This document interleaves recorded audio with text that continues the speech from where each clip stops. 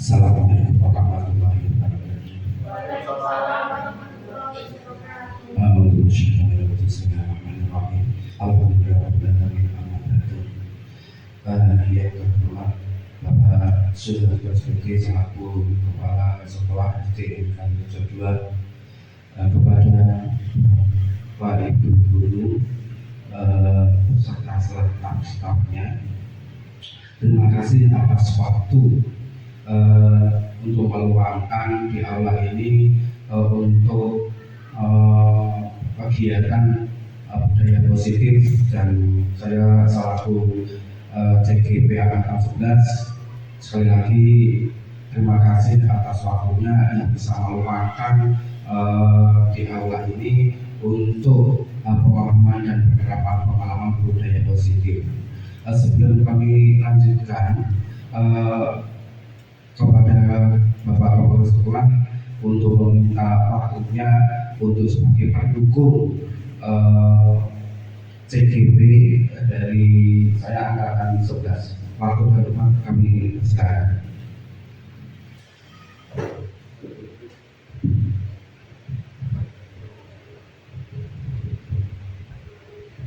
Terima kasih. Assalamualaikum warahmatullahi wabarakatuh.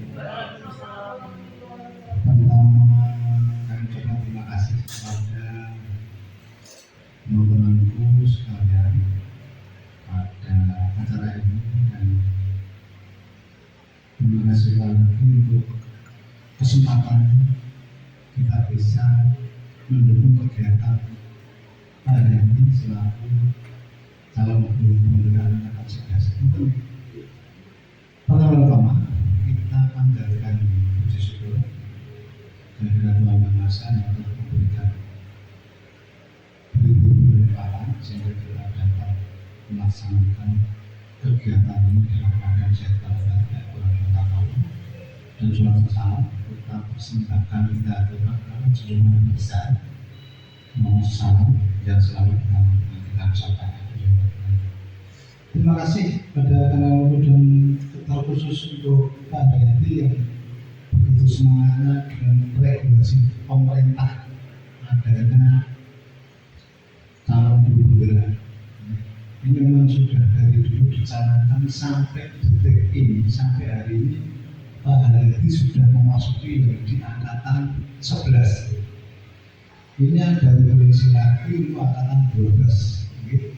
Selama Pak Dayati menjalani kegiatan ini, kami dari para masyarakat SD ini akan selalu mendukung kegiatan Pak Dayati.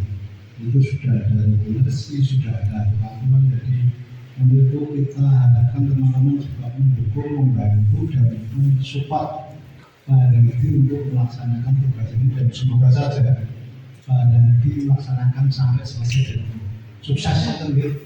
Terus untuk teman-teman jangan ragu untuk nanti mengikuti jejak teman, jejak teman-teman, jejak teman-teman termasuk dari Angkatan 9 atau 10 Bu Murtini, dan Angkatan 9 Bu Murtini dan Bu Wiwit itu di Angkatan 9. Muncul lagi kita Pak Dayati di Angkatan 11. Semoga saja di Angkatan 12 muncul lagi teman kita gitu, termasuk Mbak Via, Mas Dana, Mbak Wiwit, Mbak Fajar yang muncul lagi untuk mengikuti dari jejak teman-teman. Mumpung teman-teman masih di sini bisa memberi arahan, bisa ngelek dan bisa melengkapi untuk melakukan kegiatan-kegiatan hal tersebut. Dan untuk Pak Dayati, pesan kami selalu semangat dan selalu sehat agar semua bisa tercapai. Itu mungkin yang perlu kami sampaikan, dan kami mohonkan juga tetap semangat, tetap sehat, dan Bapak semua dengan sendiri. Nanti selesai sendiri. Dan karena akhirnya Assalamualaikum warahmatullahi wabarakatuh. Waalaikumsalam warahmatullahi wabarakatuh. Terima kasih kepada Bapak Soeharto SPG selaku Kepala Sekolah SD Angkatan 2 yang selalu memberi motivasi pada anak buahnya, pada guru, Bapak Ibu guru, ya teman-teman semuanya. Jadi saya selaku di sini ya, angkatan 11, terus untuk yang kemarin-kemarin sudah ada angkatan Pak Andika, angkatan 7, angkatan 9, angkatan 11, dan mudah-mudahan nanti berbagi pengalaman ini sama Pak Danang, semoga di lain waktu bisa ikut sama Mbak Dia, Mbak Farsa, sama Mbak Dwi ini yang lagi progres ini nanti bisa mengikuti, dan nanti selanjutnya bisa disusul sama Mbak Ratna, Mbak Abel itu bisa ikut. Bapak Ibu seperti yang saya hormati, di sini saya hanya membagikan pengalaman saja, itu sih pengalaman budaya positif ya. Guru penggerak ya angkatan 11, dan semoga bisa bermanfaat bagi Bapak Ibu sekalian. Monggo next. Nah, untuk konsep budaya positif, ini ada 8 konsep, ya. Yang pertama adalah perubahan paradigma belajar, dan nanti akan dikupas, akan disampaikan sampai nanti ya untuk sampai ke 8. Yang kedua yaitu disiplin positif. Tapi apa yang disampaikan disiplin positif itu karena sekarang itu banyak ya mendisiplinkan untuk anak didik kita supaya nanti disiplinnya itu bisa ditingkatkan lagi. Untuk konsep berikutnya yang ketiga adalah nilai-nilai kebajikan, dan nilai-nilai kebajikan nanti apa saja yang akan tertera di dalamnya.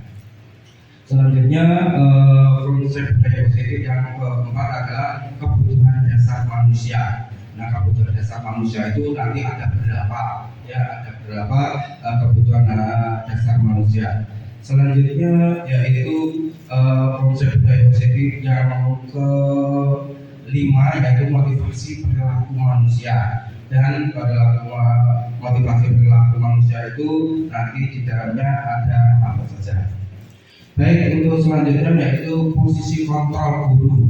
Nah, sekarang itu berkembangnya untuk pembelajaran sehingga ada posisi kontrol guru.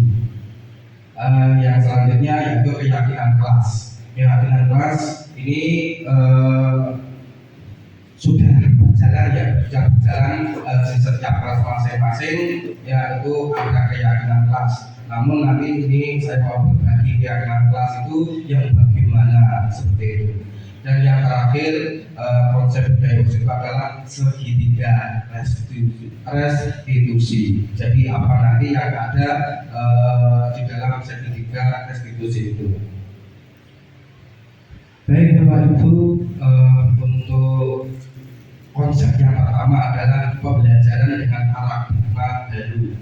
Ya, pembelajaran dengan paradigma baru merupakan pembelajaran yang dirancang berdasarkan prinsip pembelajaran berdiferensiasi sehingga para peserta didik belajar sesuai kebutuhannya berdasarkan lahan pengalaman sesuai teori psikologi modern untuk mewujudkan profil pelajar Pancasila. Tentunya di dalam kelas Bapak Ibu sudah menyampaikan bahwa untuk pembelajaran sekarang berdasarkan profil pelajar Pancasila. Nah, selanjutnya itu yang tertera ya di profil pelajar Pancasila. Bapak Ibu, untuk selanjutnya pembelajaran yang masih mengubah paradigma stimulus respon pendekatan teori kontrol. Jadi ada teori kontrolnya ya, stimulus respon tentang dunia ya, terus selanjutnya teori kontrol tentang dunia. Nah, stimulusnya realitas kebutuhan kita sama, terus teori kontrol tentang dunianya yaitu realitas kebutuhan kita berbeda. Jadi ada berlawanan. Baik, lanjut. Bapak Ibu, untuk konsep yang kedua yaitu disiplin positif. Adapun disiplin berasal dari kata disiplina ya, artinya belajar Disiplin mengacu pada disiplin diri yang memiliki tanggung jawab terhadap apa yang dilakukan berdasarkan nilai-nilai keyakinan. Nah, selanjutnya disiplin positif merupakan salah satu cara penerapan disiplin yang bertujuan untuk menumbuhkan kesadaran serta memberdayakan peserta didik tanpa imbalan penghargaan atau reward ancaman atau hukuman. Nah, di sini ya yang sering dilakukan adalah disiplin. Disiplin itu, disiplin positif itu yang bertujuan menumbuhkan kesadaran anak didik tanpa memberikan imbalan. Banyak bapak ibu yang sekiranya pada pembelajaran di kelas itu anak-anak didik kita sekarang dibacakan dengan reward. Nah, itu adalah pembelajaran yang kurang pas karena ketergantungan nanti. Ya, ketergantungan. Seandainya nanti tidak ada reward, anak-anak bisa pembelajarannya berkurang. Ya, ini bisa saja terjadi karena anak-anak selalu tergantung kepada reward itu. Dan ada pula itu sebagai ancaman atau hukuman. Contohnya diajarkan berkali-kali disampaikan kok nggak mudeng-mudeng. Nah, itu sebagai kata-kata sudah menunjukkan hukuman. Nah, sekarang pembelajaran kita ditinggalkan tidak atau pembelajaran secara dihukum itu. Nah, jadi disiplin positif itu akan mengarahkan bagaimana nanti ya Bapak Ibu supaya pembelajarannya itu disiplin positif. Ya, positif. Jadi benar-benar anak itu ya untuk mengikuti pembelajaran tidak mengharapkan imbalan apapun. Jadi imbalannya yang disampaikan oleh Bapak Ibu guru ya itu hanya ilmu yang didapat. Sebagai pendidik tujuan kita adalah menciptakan peserta didik yang memiliki disiplin diri sehingga mereka berperilaku mengacu kepada nilai-nilai kebajikan universal dan memiliki motivasi intrinsik ya dalam perubahan perilaku arah yang lebih baik. Nah, jadi nanti akan ada penjelasan mengenai motivasi intrinsik ya dalam perubahan perilaku arah yang lebih baik. Baik Bapak Ibu, untuk konsep yang ketiga nilai-nilai kebajikan. Nah, ini ya nilai yang disepakati bersama lepas dari suku, bangsa, agama, bahasa yang maupun latar belakang. Ini adalah contoh nilai kebajikan atau institusi atau organisasi. Yang pertama adalah nilai kebajikan. Jelas tadi sudah disampaikan ya profil pelajar Pancasila itu adalah nilai-nilai kebajikan yang pertama kali. Di situ di profil pelajar Pancasila Bapak Ibu guru sudah menyampaikan kepada anak didiknya yaitu beriman dan bertakwa pada Tuhan Yang Maha Esa dan berakhlak mulia, berkebinekaan global, gotong royong, mandiri, kreatif dan bernalar kritis. Untuk contoh nilai kebajikan selanjutnya yaitu IPO, yaitu sebuah program dari PYB ya, yaitu toleransi, rasa hormat, integritas, mandiri, menghargai, antusias, empati, pengetahuan, kreativitas, kerjasama, percaya diri dan komitmen. Tentunya itu sudah diterapkan ke siswa ke kelas-kelas masing-masing. Bapak Ibu selanjutnya yaitu contoh nilai kebajikan institusi atau organisasi keterampilan ya, keterampilan hidup ya, bahwa manusia nanti ya menurut hidup kita untuk dibekali dengan keterampilan hidup. Keterampilan hidup yaitu dapat dipercaya, lurus hati, pendengar yang aktif, tidak merendahkan orang lain dan memberikan yang terbaik dari diri. Tentunya itu juga sudah diterapkan kepada anak didik kita. Lanjut Bapak Ibu, untuk kebutuhan selanjutnya yaitu kebutuhan dasar manusia. kebutuhan dasar manusia adalah segala sesuatu yang kita lakukan untuk mendapatkan apa yang kita inginkan. Seluruh tindakan yang kita lakukan memiliki tujuan tertentu, dan semua usaha yang terbaik yang kita lakukan adalah dalam rangka agar kebutuhan dasar kita terpenuhi dengan baik. Bapak Ibu yang saya hormati, tentunya di sini 5 kebutuhan dasar manusia. Jadi manusia itu memiliki 5 kebutuhan. 5 kebutuhan. Yang pertama adalah bertahan hidup. Tentunya kalau bertahan hidup, ya ada sarana dan prasarana yang bisa menghidupi kita. Ya contohnya makanan, pakaian, tempat tinggal, keamanan, kesehatan. Itu adalah kebutuhan dasar manusia yang pertama kali. Tanpa ada itu manusia tidak akan bisa hidup lagi karena tidak bisa bertahan hidup. Untuk kebutuhan dasar manusia yang kedua adalah kasih sayang dan rasa terima kasih. Tentunya setelah memiliki bertahan hidup, makanan sudah ada, pakaian sudah siap, tempat tinggal mati, keamanan aman di lokasinya, ya, kesehatan selalu terjaga. Tentunya masih ada lagi, yaitu dengan kasih sayang. Kasih sayang, rasa diterima, dipedulikan, berbagai kerjasama, ya. Kasih sayang ya perlu ini ya dipedulikan sama temannya, ya, tidak istilahnya ya sendiri berkelompok, tetapi ya kerjasama diperlukan berbagai kerjasama menjadi bagian dalam kelompok atau terjalin dengan orang lain. Untuk selanjutnya kebutuhan dasar manusia yang ketiga, penguasaan. Nah, ini manusiawi karena manusia itu ya setelah ada bertahan hidup, mempunyai kasih sayang, tentu penguasaan. Ya, ini membangun itu penguasaan ya dari hari keinginan untuk dianggap, memimpin, prestasi, ya, diakui, didengar. Penguasaan di sini tentunya terkait dengan kepemimpinan. Karena ya Bapak Ibu guru semua di sini ya sudah menunjukkan kepemimpinan, ya baik itu di kelas, ya itu sudah menunjukkan kepemimpinan. Yang lain di luar sana penguasaan berbeda lagi dengan selain pendidikan, ya itu kepemimpinan menjadi kebutuhan.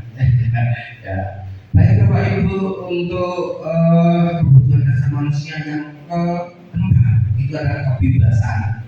Jelas ya. Setelah punya bertahan hidup, kasih sayang dan rasa diterima, penguasaan, tambah lagi yaitu kebebasan. Ya, kebebasan diantaranya mandiri, memiliki pilihan, mencoba hal yang baru, mampu mengendalikan arah dirinya. Setelah mempunyai 3 dasar, masih ada lagi adalah kebebasan, ya, yaitu kebebasan untuk berpikir, ya, tapi untuk pembelajarannya bisa maksimal. Bapak Ibu, untuk selanjutnya ada kebutuhan dasar manusia yang kelima, yang terakhir, yaitu kesenangan. Tentu ya sudah memiliki bertahan hidup, kasih sayang, dan rasa terima, penguasaan, kebebasan, kesenangan komplit, ya, jadi komplit.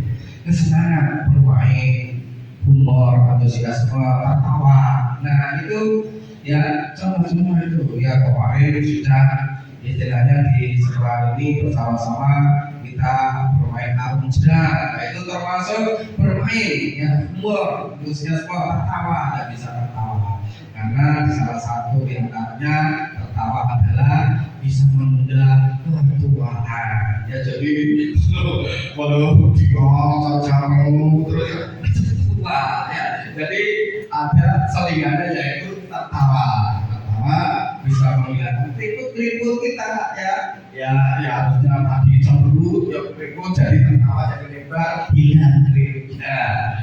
Baik, lanjut Bapak Ibu, mengidentifikasi kebutuhan dasar manusia. Kebutuhan dasar manusia yaitu nomor 1 sampai 10 yaitu kasih sayang. Tentunya ada kasih sayang. Kasih sayang itu bermacam-macam. Kalau di sekolah kasih sayang bersama teman-teman, kepala sekolah, ya, tidak merasa dikucilkan, tidak merasa tersendiri, tidak berkelompok-kelompok, ya. Banyak mendengar dari sekolah-sekolah itu, wah itu kalau sana itu klub-kluban, itu bukan rasa kasih sayangnya, bukan ya bisa diterima. Yang nomor 11 sampai 12 ada kekuasaan, ya tentunya ada kekuasaan, ada kebebasan dan ada kesenangan. Jadi kebutuhan manusia itu komplit. Lanjut. Bapak itu untuk konsep yang paling banyak itu motivasi perilaku manusia. Tadi sudah di layar slide yang awal tadi ada intrinsik dan ekstrinsik. Ya, ekstrinsik adalah dua, yaitu untuk menghindari ketidaknyamanan atau hubungan. Yang kedua untuk mendapatkan penghargaan dari orang lain. Nah, ini adalah pembelajaran kalau kita belajar dengan menyediakan reward ya, dengan hadiah, berarti termasuk dalam konsep intrinsik, yaitu anak itu ketergantungan kepada beragam penghargaan. Ya, untuk intrinsiknya untuk menjadi orang yang mereka inginkan dan menghargai diri sendiri dengan nilai-nilai yang mereka percaya. Baik, lanjut. Baik, tadi ya ini masih dalam instruksi tadi didukung oleh penghargaan. Itu yang dimana terpengaruh jangka pendek dan jangka panjang, penghargaan tidak efektif, penghargaan merusak hubungan, mengurangi keterlibatan, menurunkan kualitas, mematikan kreativitas, penghargaan mendukung motivasi dan dalam diri. Nah ini tadi yang ekspresi tadi ya, itu jika kita mengajar yaitu selalu disediakan imbalan, selalu diberikan reward, ini seolah-olah kita akan didukung oleh penghargaan itu. Jadi anak-anak ketergantungan. Baik, lanjut. Selanjutnya yaitu mengenai hukuman ya ini tadi ada beberapa ya di antara hukuman, konsekuensi dan restitusi. Hukuman itu sebagai penghukum itu nada-nadanya keras, nada-nadanya keras karena sedikit emosi dan sedikit marah. Nah itu nadanya tidak seperti di restitusi. Itu bukan hukum tetapi menuntun kepada anak didik kita. Hukuman tidak berencana atau tiba-tiba, hukuman itu bisa terjadi sewaktu-waktu. Adalah anak itu menjadi temannya ya sehingga jatuh. Nah itu salah spontan, nanti yang mengajarkan gurunya wah langsung secara otomatis bisa mendukung. Nah itu nanti bisa ditindaklanjuti atau istilahnya masuk di dalam restitusi. Konsekuensi itu terencana seperti sesuai peraturan, kemudian tetapi juga tidak nyaman, sikap guru selalu memerintah murid, ada konsekuensinya. Dan restitusi yaitu proses menciptakan kondisi bagi murid untuk memperbaiki kesalahan. Jadi tadi ya restitusi itu bukan bersifat hukuman atau menghukum, tetapi untuk memperbaiki kesalahan anak didik. Baik, untuk yang keenam yaitu 5 posisi kontrol guru. Nah, untuk posisi kontrol guru ini yang pertama yaitu kasus siswa tidak memakai atribut lengkap saat upacara bendera. Nah, ini Pak C biasanya contoh penerapan posisi kontrol guru, kasus siswa tidak memakai atribut lengkap saat upacara bendera. Tentunya sebagai pendidik ya kalau pendidik ini ada hukumannya berupa pada berbuat pada bendera selama 1 jam. Nah, itu sebagai bentuk penghukum. Coba kalau suruh dihukum beneran, tidak memakai atribut lengkap, ya dihukum selama 1 jam. Ini jadi setengah 8 sampai jam 9, ya. Jadi nanti anak-anak bisa pincang, ya. Ini menjadi problem, malah menimbulkan problem, ya. Jadi untuk penghukum ini nanti bisa dirasakan ke yang lain. Terus 5 posisi kontrol itu satu sebagai penghukum, yang kedua itu bisa pembuat merasa bersalah. Maksudnya berapa ini pembuat merasa bersalah itu Bapak Ibu Guru, ya, ini istilah menginformasikan kepada siswanya. Berapa kali Bapak Ibu Guru memberitakan kamu selalu saja membuat Bapak Ibu Guru kecewa. Nah, sudah diperingatkan berkali-kali, sudah kemarinnya sudah diingatkan bahwa untuk melengkapi saja, untuk melengkapi saja belum bisa melengkapi. Nah, itu untuk penyampaian yang agak lanjut lagi, ya. Ini bukan bersifat penghukum, tetapi bisa membuat merasa bersalah. Nah, untuk selanjutnya, ya, masih dalam kasus siswa tidak memakai atribut lengkap biasa bahasa bendera. Ini Bapak Ibu Guru sebagai teman, bisa dikatakan sebagai teman kepada anak didik. Nah, nadanya juga agak iri, ya, daripada penghukum tadi. Kalau penghukum tadi kan jelas, sekarang rumah ini 1 jam. Wah, itu nadanya tinggi karena sebagai penghukum. Nah, sekarang sebagai teman, ini penyampaiannya tidak anak-anak tidak teringat terus. Wah, kalau kemarin saya dimana Bapak Ibu, ya, itu nadanya tinggi. Nah, sekarang untuk penyampaiannya agak iri, yaitu ayo dong ikuti aturan sekolah. Nah, itu yang merasa nanti anak-anak itu tidak teringat terus, karena yang kita alami, ya, yang kita alami dari dulu. Kalau kita mendapatkan hukuman dari Bapak Guru, itu masih teringat terus sampai sekarang, sampai jadi guru pun masih teringat. Dulu saya pernah dihukum sama Bapak Guru, waktu saya di STM, tapi saya pada nakal masuk kelas itu lewat jendela karena terlambat dikunci pintunya. Nah, beberapa kali kemarin sudah tidak ikut pelajaran masuk. Nah, sebenarnya tidak tahu gurunya, ya. Nah, teman-teman pada tertawa. Itu jadi gurunya tahu, dan itu masih teringat terus. Nah, ini, ya, seandainya nanti dari contoh penerapan masih tadi hukum semua masalah, ini materi kerja. Selanjutnya yaitu sebagai pemantau, ya, kamu sudah melanggar aturan sekolah, kamu tahu konsekuensinya. Setelah upacara kamu beli atribut di operasi, dipasang, dan jangan dilakukan lagi, ya. Nah, ini kalau lagi, jadi anak-anak itu merasa istilahnya diayomi, ya, seperti itu. Baik, lanjut, ya. Untuk posisi kontrol yang kelima itu sebagai manajer.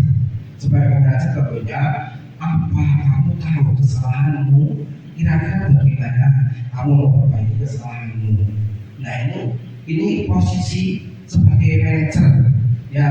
Manajer berarti anak itu melakukan kesalahan dan untuk mencari solusinya sendiri. Itu adalah posisi manajer, ya. Itu sudah dikatakan bahwa kamu tahu kesalahanmu, kira-kira bagaimana kamu memperbaiki kesalahanmu. Jadi siswa itu yang punya kesalahan bisa mencari solusinya sendiri. Baik, nah, ini adalah posisi kontrol. Ya, apakah aku seandainya saya kecewa sekali dengan kamu. Nah, ini adalah posisi kontrolnya, yaitu sebagai membuat merasa bersalah. Ya, lanjut. Dan untuk selanjutnya ini ada kata-kata kamu tidak pernah benar melakukannya. Nah ini posisi kontrol apakah aku berada di mana? Gitu gitu. Posisi kontrol apakah aku?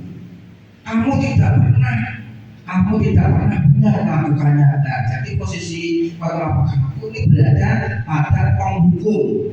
Ya, jadi tadi yang dikatakan kamu tidak pernah benar melakukannya. Begitu. Baik, untuk selanjutnya jika ada kata apa rencanamu untuk menyelesaikan masalah ini. Nah, posisi kontrol apakah ya yang ada pada diri saya. Nah, itu posisi kontrolnya berada di pihak manajer. Lanjut. Nah, ini masih di posisi kontrol ya, di posisi kontrol apakah aku kalau ada kata-kata ayo lakukan demi bapak ibu ya. Nah itu seolah-olah kita menyuruh kepada anak didik seolah-olah sebagai teman, ayo lakukan demi bapak ibu ya. Nah, seperti itu. Baik, untuk posisi kontrol apakah aku masih ya, ini ada kata-kata kamu tidak akan mendapatkan nilai jika kamu tidak membacakan tugas. Nah ini posisinya ada di ruang tahu. Nah selanjutnya ada keyakinan kelas. Keyakinan kelas, mengapa keyakinan kelas dan mengapa bukan peraturan kelas? Dan nanti akan bisa disampaikan kepada selanjutnya. Pembentukan keyakinan kelas tentunya Bapak Ibu dari awal pembelajaran kemarin sudah mempunyai rancangan, sudah mempunyai arahan ya untuk pembentukan keyakinan kelas. Keyakinan kelas itu bisa bersifat abstrak, berupa pernyataan universal, juga dalam pernyataan positif, ya sedikit saja agar mudah diingat sesuai dengan kondisi kelas dan sekolah sehingga mudah diterapkan semua warga sekolah, warga kelas dilibatkan. Jadi kalau membuat keyakinan kelas semua warga kelas satu kelas dilibatkan agar mengerti untuk pembentukan keyakinan kelas. Keyakinan kelas apa yang sudah diterapkan di kelas masing-masing. Lanjut. Baik, Bapak Ibu, ini adalah contoh-contoh untuk membuat keyakinan kelas. Ya, keyakinan kelas itu bisa saling membantu, menjaga kebersihan kelas dan lingkungan. Tidak boleh makan ketika pelajaran. Nah, kalau di sini beda dengan pemahaman yang budaya positif. Di sini boleh keyakinan kelas di sini yang bisa boleh untuk makan. Itu bersifat samai. Beda dengan pembelajaran di kelas. Ya, contoh yang lain jadi peduli, sopan dan santun. Ya selalu digiatkan anak kita agar mempunyai ya sifat hormat, sifat sopan santun. Boleh minum di kelas tapi izin dulu boleh ya. Kalau merasa sekali kan bapak ibu ya anak-anak itu biasa membawa bekal ya. Kalau minum boleh, tetapi kalau makan dengan keyakinan kelas tadi boleh atau tidak. Selanjutnya saling menghormati sesama teman dan guru ya, harus jujur, hidup rukun dengan teman. Tentu ya tadi harus ada keyakinan kelas sesama kelas, hidup rukun dengan teman karena satu kelas itu sebagai digerakkan sebagai keluarga tetap jadi rukun. Saling menyayangi ya, tidak saling membuli ya, satu sama lain bisa menghargai, mendengarkan guru saat menjelaskan materi. Nah, itu sering diinformasikan, sering disampaikan kepada siswa bahwa apabila guru sedang memberikan materi itu anak-anak bisa mendengarkan. Yang terakhir adalah bertanggung jawab. Tugas yang bertanggung jawab itu ada pikir dan hal lain sebagainya. Selanjutnya Bapak Ibu, ini ada beberapa yaitu segitiga institusi. Adapun sertifikat SPP itu suatu proses dialog yang dijalankan oleh guru agar dapat menghasilkan murid yang mandiri dan bertanggung jawab. Jadi restitusi itu bukan berarti kita menghukum kepada siswa, tetapi ini yang memberikan agar murid itu bisa menghasilkan yang mandiri dan bertanggung jawab. Yang terutama kita tentang divalidasi juga kalau ada laporan, ada laporan istilahnya perundungan, ya divalidasi dulu, jangan sampai langsung ada tindakan. Ya dua menanyakan keyakinan apakah permasalahan itu betul atau tidak, yaitu yakinkan terlebih dahulu. Dan setelah ada validasi, ada menanyakan keyakinan, terus menstabilkan identitas. Jadi stabilkan dulu supaya nanti yang istilahnya dianggap perundungan itu bisa aman terlebih dahulu, pemikirannya tidak tergoncang seperti itu. Lalu next, menstabilkan identitas ya berdasarkan prinsip bahwa kesalahan adalah bagian dari proses pembelajaran. Yang berbuat salah itu wajar, tidak ada manusia yang sempurna. Ya Bapak Ibu guru juga pernah melakukan ya kesalahan. Bapak Ibu guru tidak mencari siapa yang salah dan siapa yang benar, tapi mencari solusi dari permasalahan ini. Kamu berhak merasa begitu. Next. Bapak Ibu, ini validasi tindakan yang salah. Berdasarkan prinsip bahwa setiap perilaku berupaya memenuhi suatu kebutuhan tertentu. Ya, tentunya kamu pasti punya alasan mengapa melakukan hal itu. Ya, ini terhadap anak didik tadi yang dianggap merasa punya perlindungan, ya tidaknya kamu pasti punya alasan melakukan hal itu. Padahal kamu bisa melakukannya lebih dulu dari itu ya. Nah itu adalah dengan validasi terlebih dahulu. Ya.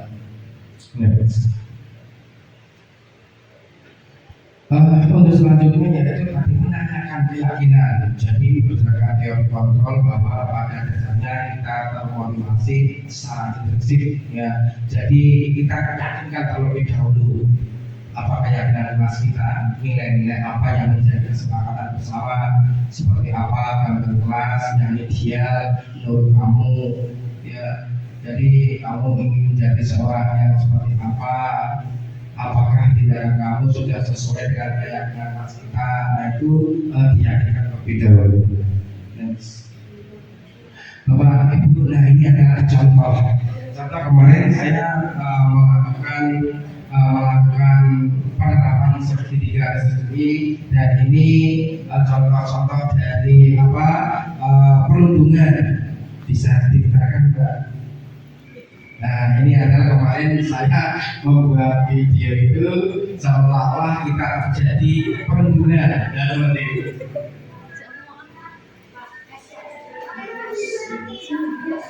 Itu sebagai pengancaman, ya sebagai pengancaman. Nah ini ada pihak ketika melapor pada gurunya, lapor bahwa terjadi ada yang bersemangat menerbang.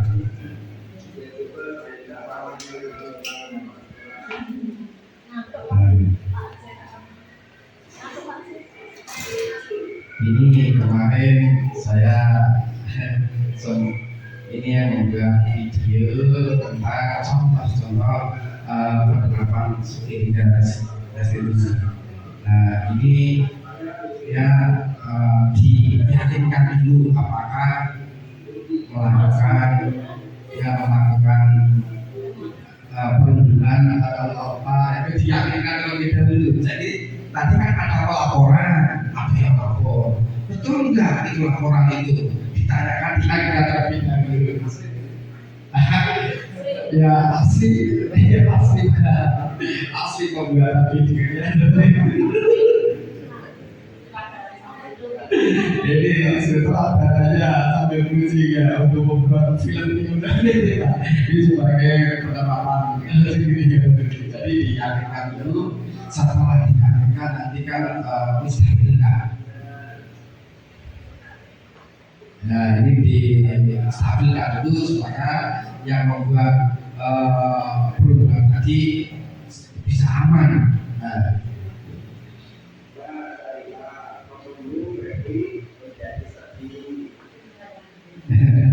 jadi ya diyakinkan dulu apakah benar atau tidak melakukan. Ya ternyata betul karena waktu itu ya anjing Febri melunjak kakinya saya tidak terima karena merasa sakit. Maka itu sekiranya untuk contoh-contoh dari penerapan filosofi yang terakhir adalah bentuk dalam penerapan disiplin positif hendaknya guru memiliki standar kepribadian profesional dan sosial yang baik di mana guru mampu merefleksikan dirinya dalam posisi kontrol saat ini bagaimana pelaksanaan dirinya sebagai among atau manajer. Jadi lulus sebagai guru itu bisa sebagai posisi kontrol, bisa sebagai manajer yang menuntun murid-muridnya menjadi insan yang mandiri, merdeka dan bertanggung jawab. Kiranya Bapak Ibu yang bisa saya sampaikan, bila ada salahnya kami mohon maaf sebesar-besarnya.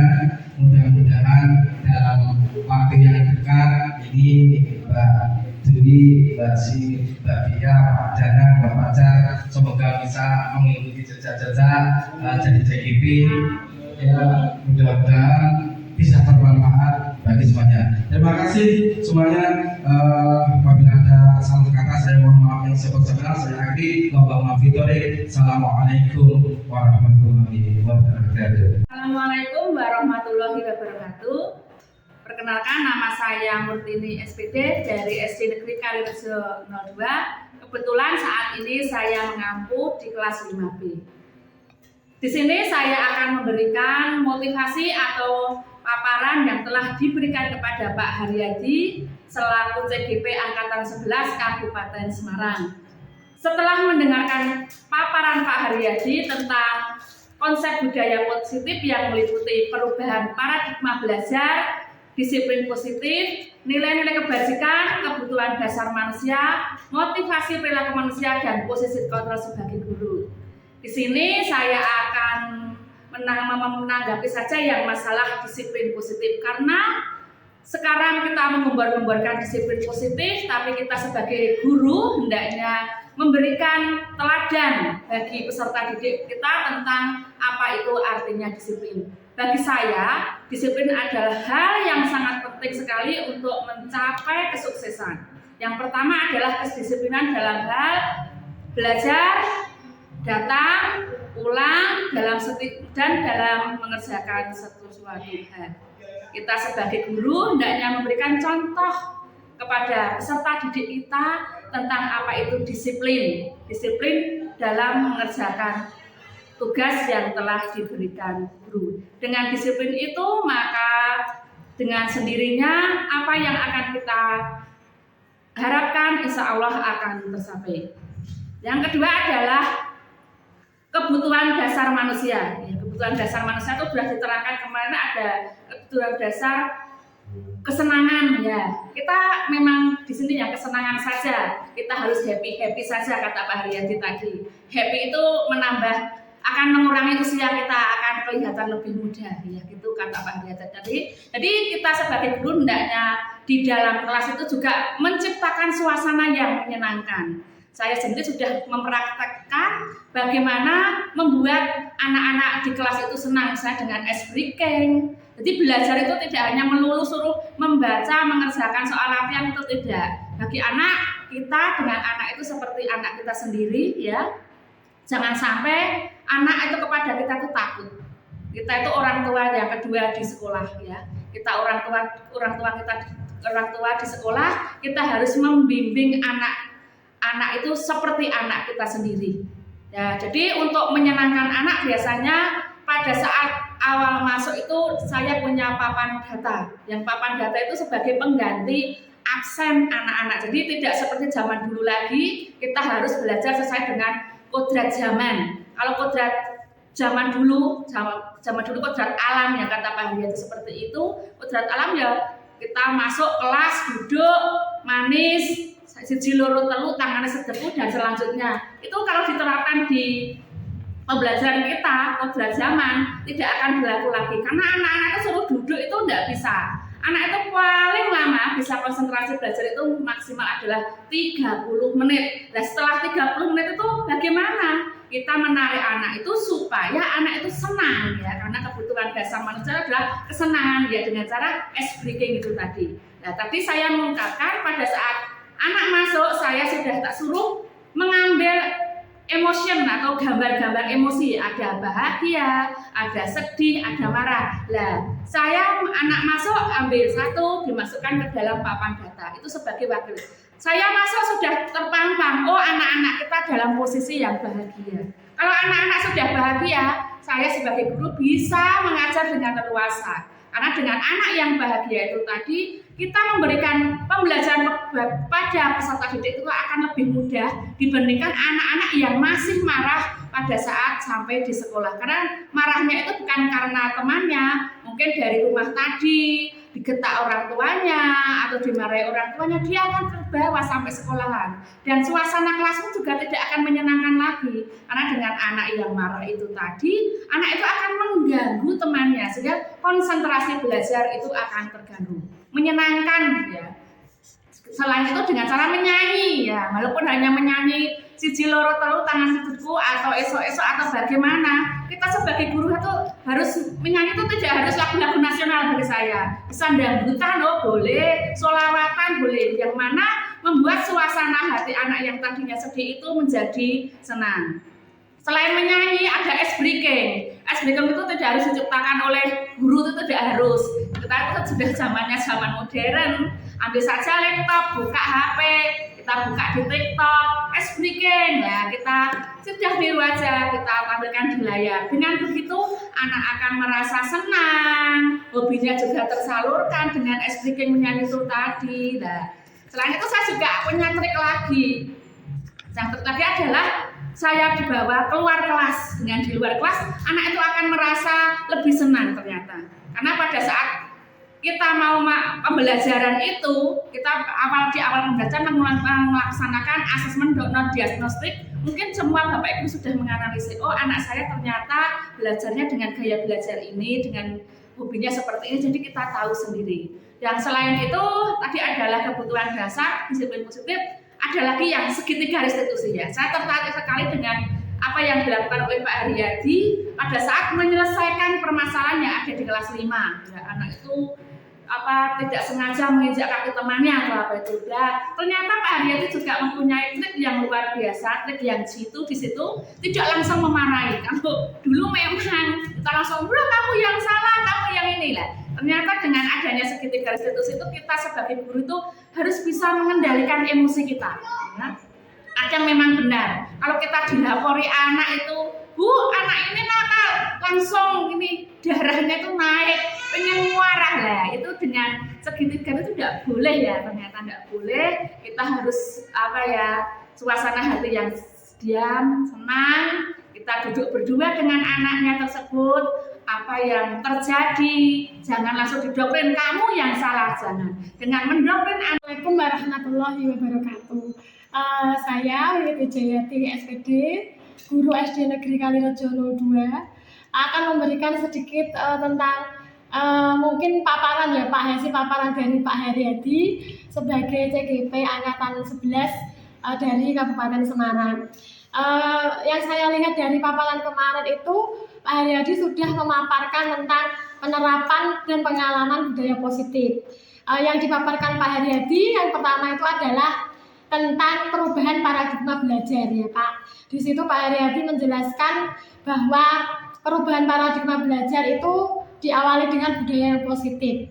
Di sekolah sendiri itu kita sudah melaksanakan banyak budaya positif yang baik dilakukan oleh Bapak Ibu guru ataupun oleh siswa. Dan kalau melihat dari paparan Pak Haryadi kemarin, Pak Haryadi sudah memberikan contoh lumayan banyak dari disiplin positif itu sendiri. Kemudian nilai-nilai kebijakan juga itu kemarin sudah dipaparkan Pak Haryadi. Kemudian juga Pak Haryadi memaparkan tentang kebutuhan dasar manusia.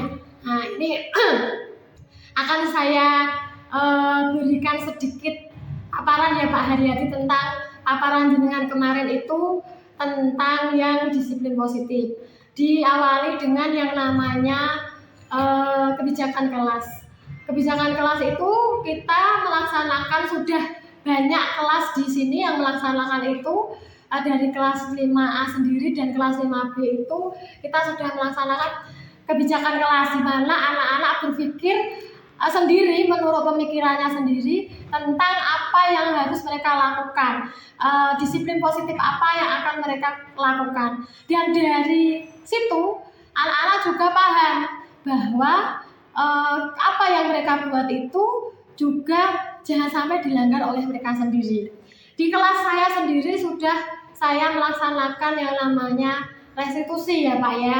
Saya sudah melaksanakan restitusi diantaranya bukan mencarikan, anak-anak mencari sendiri solusi tentang masalah apa yang mereka hadapi, seperti tidak mengerjakan PR, kemudian terlambat. Nah dari situ tuh anak tidak akan mengulanginya Pak. Jadi mereka tahu bahwa ketika mereka melakukan tersebut, nah itu merupakan suatu hal yang kurang tepat. Jadi mereka berusaha menghindarinya, walaupun itu pelan-pelan, tidak langsung secara dilaksanakan secara penuh itu tidak, tapi anak-anak melaksanakan pelan-pelan. Jadi mereka tahu ya dari apa yang mereka lakukan itu ternyata kok tidak baik, tidak betul. Nah dari situ mereka mulai berubah Pak, mulai berubah. Misalnya yang si A tidak mengerjakan PR, oh ternyata tidak dimarahi bu guru kok, tapi ternyata saya ketika tidak mengerjakan PR itu kok saya rugi ya, tidak belajar, kemudian tidak dapat nilai dan sebagainya seperti itu. Oh ketika terlambat masuk kelas, oh ternyata bapak ibu guru itu tidak marah, tapi malah berusaha mendampingi mereka untuk mencarikan solusi masalahnya. Kenapa kok mereka itu tidak datang tepat waktu seperti itu. Kemudian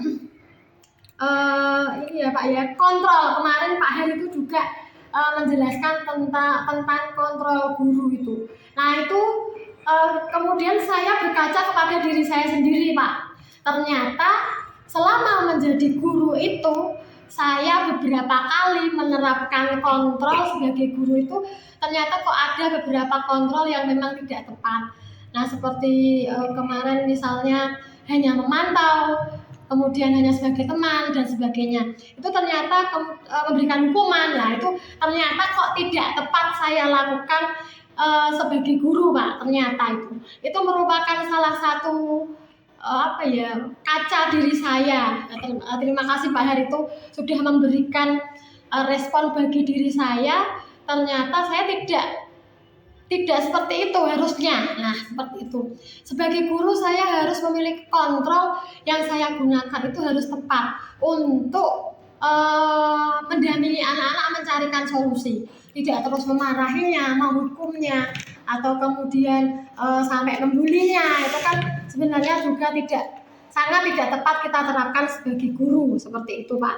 Kemudian kemarin Pak Har itu juga menjelaskan tentang paradigma baru ya Pak ya. Nah itu paradigma baru itu juga saya berkaca Pak jadinya.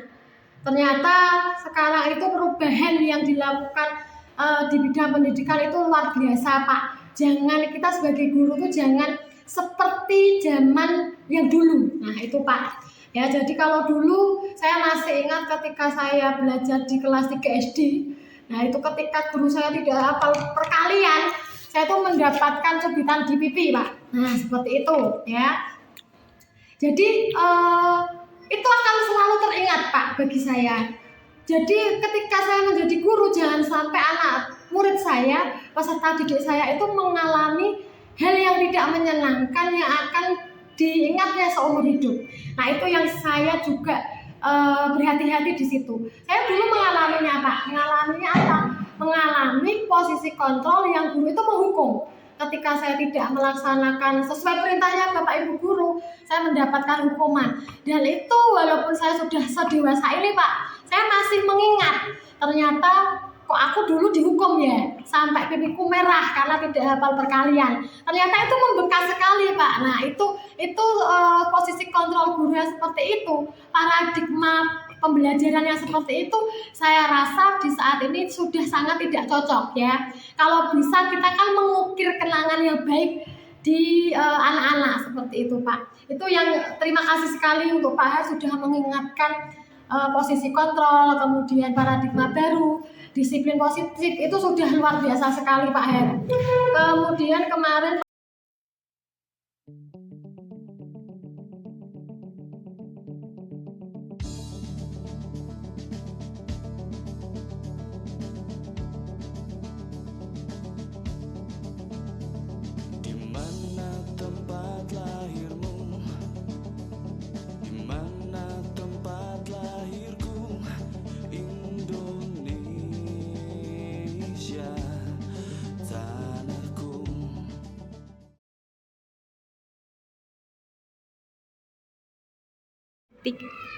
Assalamualaikum warahmatullahi wabarakatuh.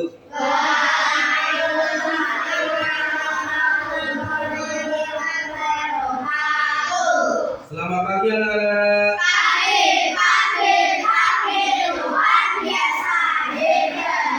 Baik, untuk pembelajaran hari ini sebelum dimulai kita berdoa terlebih dahulu. Untuk ketua kelas silahkan maju ke depan untuk memimpin berdoa dan menyanyi. Silakan Ananda Salsa. Mari teman-teman kita membaca surat Al-Fatihah bersama-sama. Bismillahirrahmanirrahim. Alhamdulillahirabbil alamin. Ar-Rahmanir-Rahim. Maliki yaumiddin. Iyyaka na'budu wa iyyaka nasta'in. Ihdinas siratal mustaqim.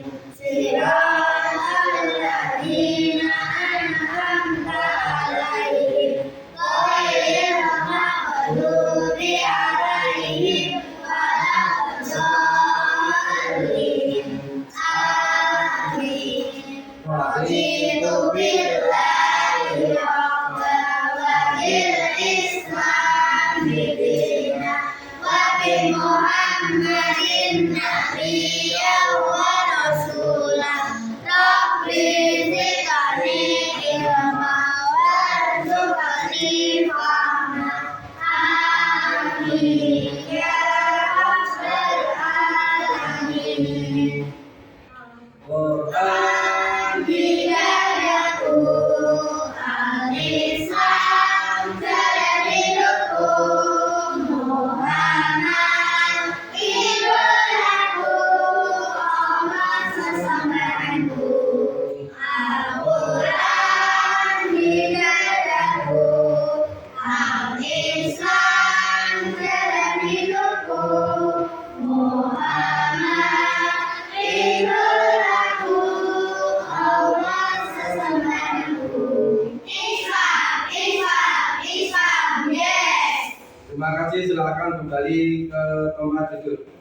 Baik anak-anak, untuk selanjutnya absen terlebih dahulu. Alfidin, Hadir Pak.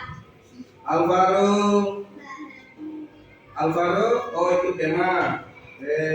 Alia, Hadir Pak. Akila, Hadir Pak. Arya, Hadir Pak. Bilkis, Hadir Pak. Faiza, Hadir. juga hadir. Oh ikut tema juga. Edwin, Hadir Pak. Desi, Hadir. ada izinnya? Oh ya, tidak masuk. Habibi, Hadir Pak. Indra, Tidak hadir. tidak hadir ikut kemah atau? Sakit Pak. Oh sakit. Indra Asmi, hadir. Kinan, Hadir Pak. Alin, Hadir Pak. Doni, Hadir Pak. Junior, Hadir Pak. Nabila, Hadir Pak. Nirmala, Hadir Pak. Winsa, Hadir Pak. Salsa, Hadir Pak. Syahita, Hadir Pak. Falkis, Yunita. Biar maju. Oh, Yunita baru ini belum ada ya? Oh ya, baik ya. Baik anak-anak, ini ada beberapa anak yang tidak masuk, ya ada beberapa anak yang sakit. Untuk anak-anak dijaga kesehatannya. Baik, untuk pembelajaran hari ini adalah pembelajaran hafalan surat Al-Maun. Tetapi sebelum dilanjutkan, untuk mengulang pembelajaran kemarin biar tidak lupa, pembelajaran kemarin adalah membaca surat Al-Maun. Baik anak-anak, untuk membaca surat Al-Maun bersama-sama yang akan tidak lupa. Bismillah. Bismillahirrahmanirrahim. Ara'aital ladzi yukadzibu bid-din. Fadzalikal ladzi yaqutul yakin. Wa la yahuddu ala ta'amil miskin. Fawailul lil musallin. Alladzina hum an sholatihim sahun. Alladzina hum yura'un. Wa yamna'unal ma'un. Shadaqallahul adzim. Baik anak-anak, berarti anak-anak masih ingat untuk pembelajaran kemarin. Nah, untuk pembelajaran sekarang yaitu hafalan surat Al-Maun ya. Hafalan Quran surat Al-Maun. Nah, ini Pak Guru menyampaikan tujuannya terlebih dahulu. Tujuan pembelajaran untuk hari ini agar anak-anak bisa ya menghafal dengan tartil, bisa membaca dengan benar, bisa menulis dengan benar ya. Itu adalah tujuan pembelajaran hari ini. Nah, tujuan ya yang lainnya agar anak-anak itu nanti bisa hafal, bisa buat untuk sholat ya, sholat pada waktu zuhur atau asar atau yang lainnya. Apa itu kamu tahu?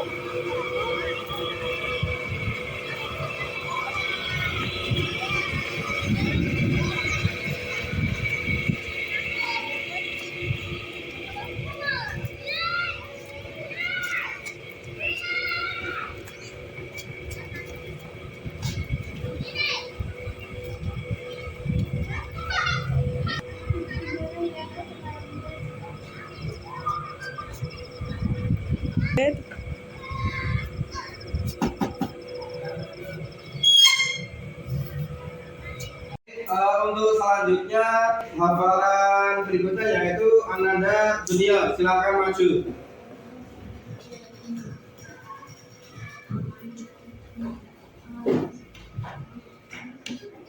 Assalamualaikum warahmatullahi wabarakatuh. Alhamdulillahirrahmanirrahim. Bismillahirrahmanirrahim. Ara'aital ladzi yukadzibu bid-din. Fadzalikal ladzi yaqutul yatim. Wa la yahuddu ala ta'amil miskin. Fawailul lil musallin. Alladzina hum an sholatihim sahun. Alladzina hum yura'un. Wa yamna'unal ma'un. Shadaqallahul adzim. Ya, baik. Untuk Ananda Junior, untuk pembacaannya nanti lebih jelas lagi, ya dihafalkan lagi, biar lancar. Baik, untuk selanjutnya hafalan berikutnya yaitu Ananda Syahita, silakan maju.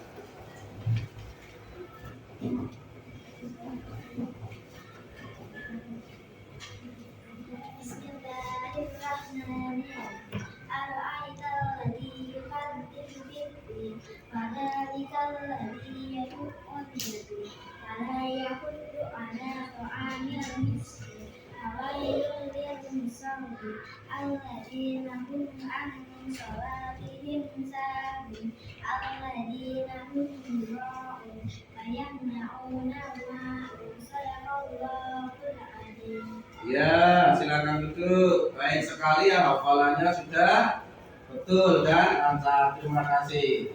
Baik anak-anak, untuk pembelajaran hari ini sudah selesai. Pak Guru mau memberikan refleksi terlebih dahulu untuk pembacaan surat Al-Ma'un. Ya anak-anak, semuanya sudah lebih baik, lebih bagus. Ya, bisa pembacanya lebih tertib dan urut.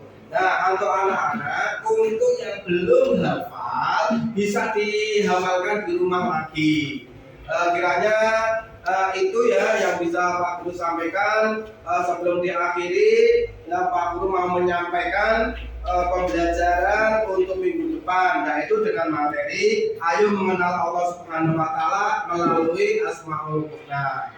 Demikian anak-anak pembelajaran hari ini saya akhiri. Assalamualaikum warahmatullahi wabarakatuh.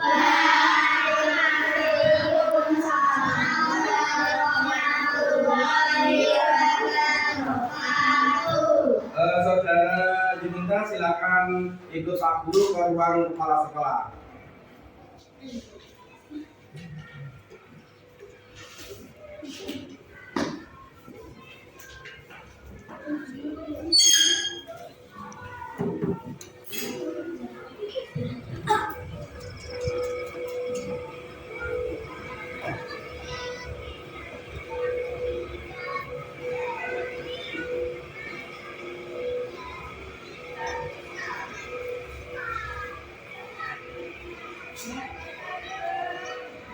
Silakan duduk.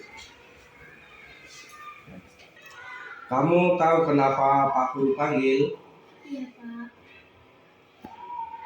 Kenapa?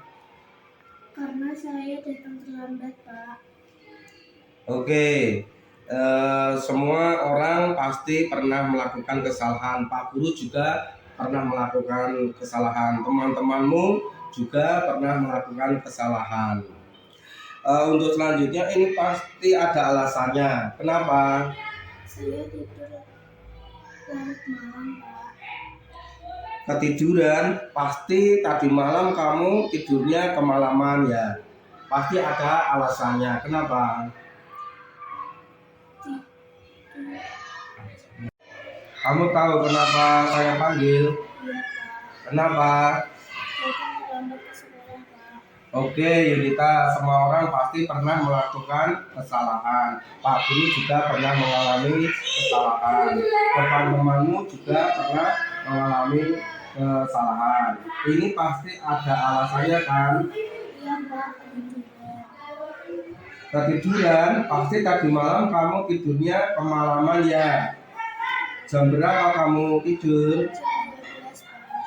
Jam 12. Kalau kamu sudah tahu kamu melakukan kesalahan, kira-kira keyakinan kelas apa yang kamu langgar? Disiplin waktu dan disiplin 5R Pak.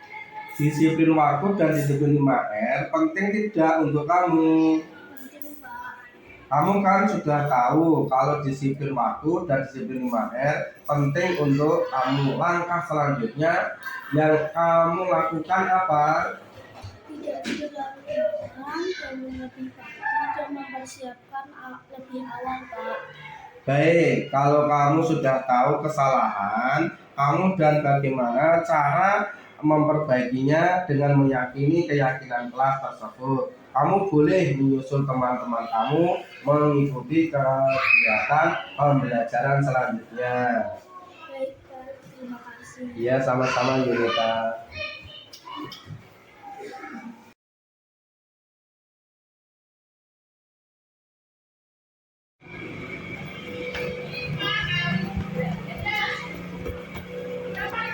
Aduh, babi kok kamu injek kakiku sih? Kali banget jadi sakit, awas kamu tak beres. Kamu ke Pak Heri lagi ya.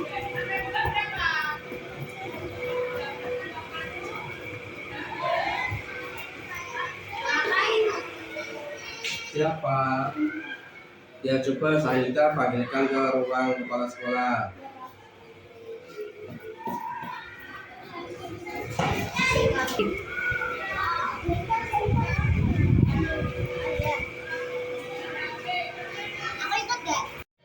Sahita, tadi ada temanmu yang melapor katanya kamu marah-marah.